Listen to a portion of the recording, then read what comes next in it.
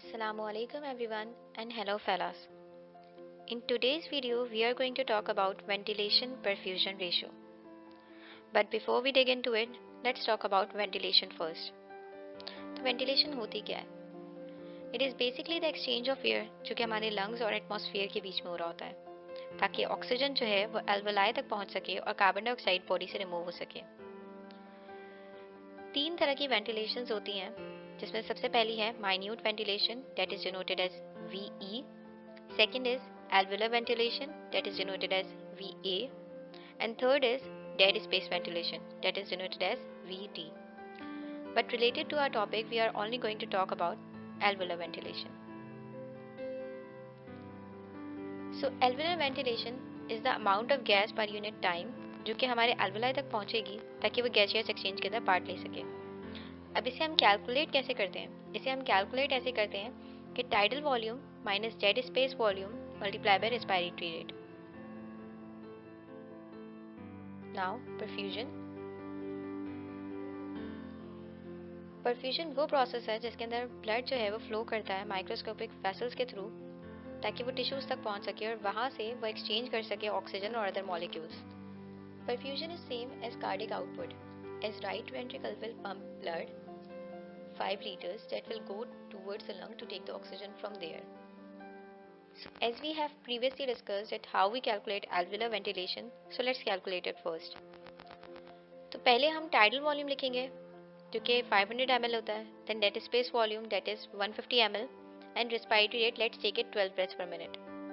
So 350 ml जो हमारे पास calculate होके आया उसको मल्टीप्लाई करते हैं 12 से, so we get 4200 liters, approx 4 liters.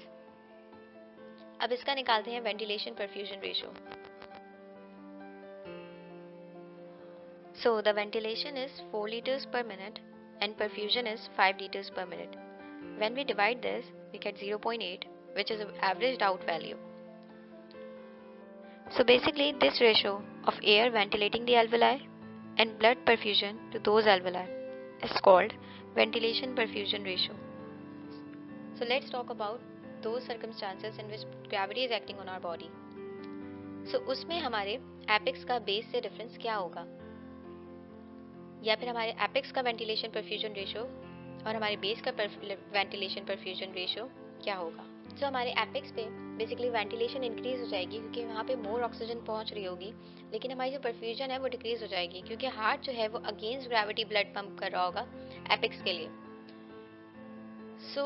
So the ventilation perfusion ratio at the apex will be 3.5 and that is called physiologic dead space क्योंकि यहाँ पे ऑक्सीजन तो ज़्यादा है लेकिन ब्लड फ्लो इतना नहीं है कि उस ऑक्सीजन को कैरी कर सके। It's called physiologic dead space because the ventilation is wasted here, most of the ventilation, because blood is not enough to carry out the oxygen. So ventilation is good at the apex but perfusion is low relatively to the ventilation.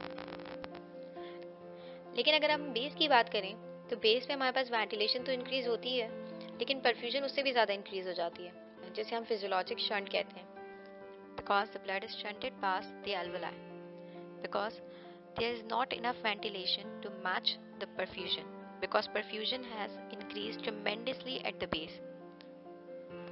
क्योंकि अब जो है ना वो heart towards gravity blood pump कर रहा है तो यहाँ पे परफ्यूजन ट्रिमेंडसली इंक्रीज हो जाती है। That's why यहाँ पे जो रेशियो बनता है वेंटिलेशन परफ्यूजन का that is much less, which is 0.5.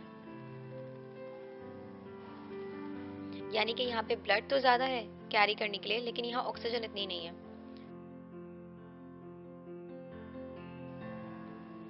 These are the references from which the material is taken. Thank you.